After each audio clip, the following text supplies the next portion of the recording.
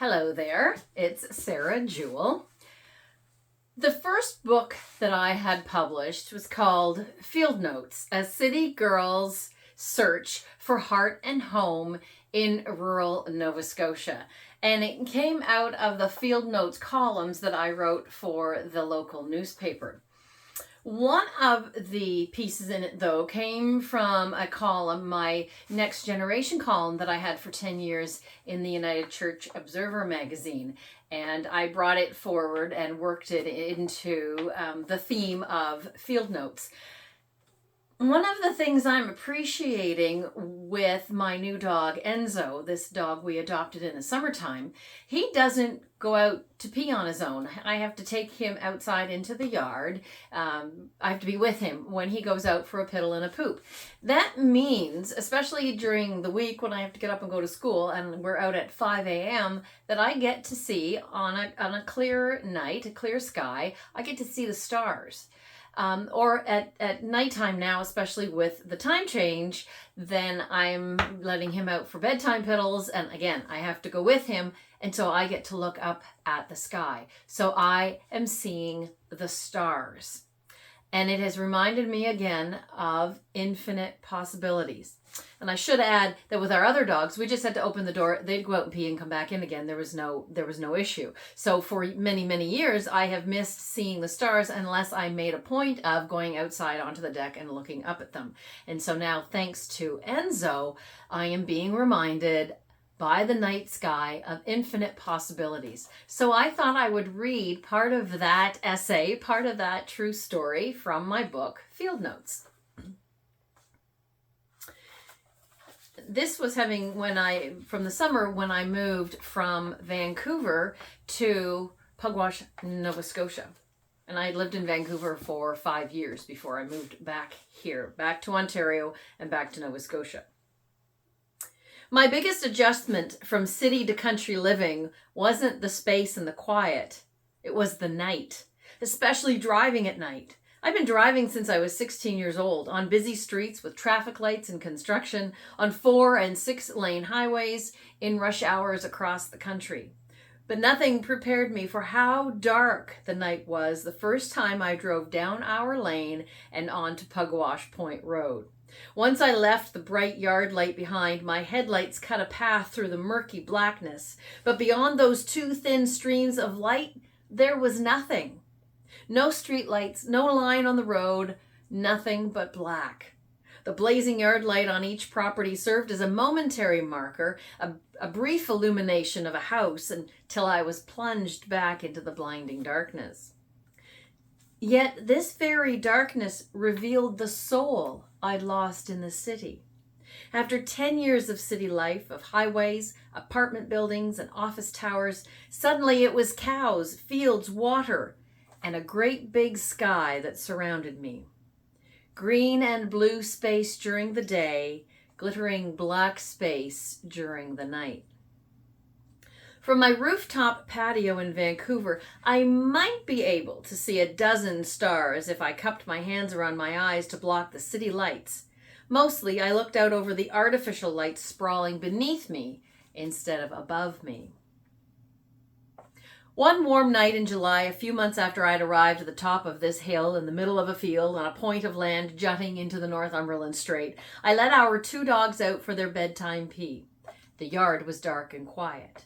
The only sound came from the dogs' paws on the gravel driveway. I still wasn't used to this kind of silence, the kind not filled with sirens and horns, air brakes, delivery trucks dropping their ramps on the asphalt, voices of people walking by on the street. In June, when the spring peepers were singing their tiny amphibian hearts out, my 9-year-old city dog, Maggie, would not leave the front porch. This dog had faced down nippy terriers at the dog park, maneuvered with ease through crowded streets and crosswalks, and didn't even jump when a bus squealed and puffed pulling up to a curb. This tough old dog was scared by the symphony of invisible peepers and the dark. For a city dog, the space, silence, and darkness was overwhelming. Or perhaps Maggie just enjoyed sitting in the dark, listening to the silence, breathing in the sheer wonderfulness of being here like I was learning to. I was trying to slow down, open my eyes and ears, and notice long forgotten details about the world, this place, and myself.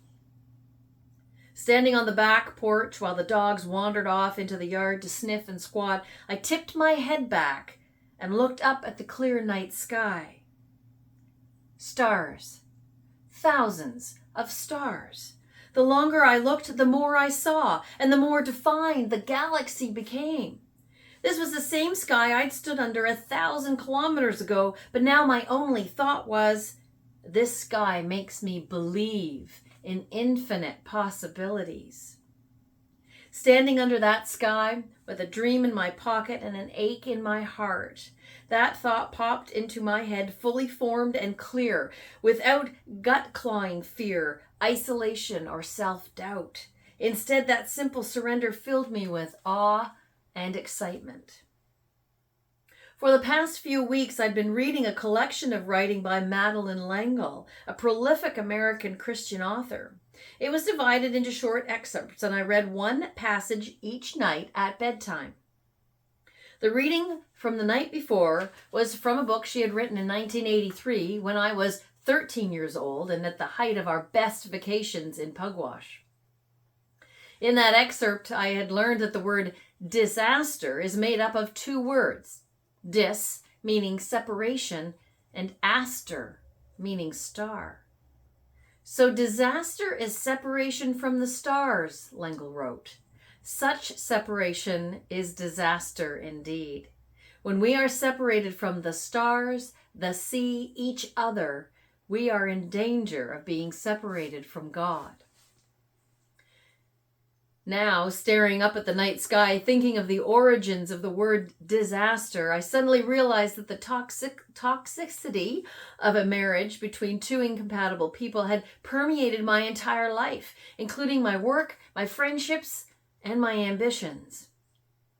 When a person is only happy when she is alone, walking her dog on an empty beach at 7 o'clock on Saturday morning, her life has become a disaster. There was only one thing to do. Go searching for peace in the only place I knew I'd find it. As with any search, you end up discovering things you didn't even know you were looking for, like stars. The vast and limitless sky with so much space about which we know so little did not make me feel small, insignificant, sad, or lost. It made me feel wide open and connected.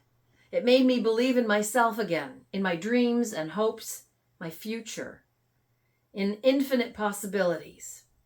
For someone who, at the age of 32, had left a marriage and a job and moved across the country with no idea of what to do next, that was quite a vast and limitless thought. In that moment, I felt like I'd left the disaster of my life behind. That East Coast sky revealed no sign of what lay ahead, just the promise that as long as I remembered to look up at the stars, I would always know where I belonged. And that is a reading from my book, Field Notes, A City Girl's Search for Heart and Soul, or Heart and Home in Rural Nova Scotia. It's published by Nimbus, and you can still buy it through the Nimbus website.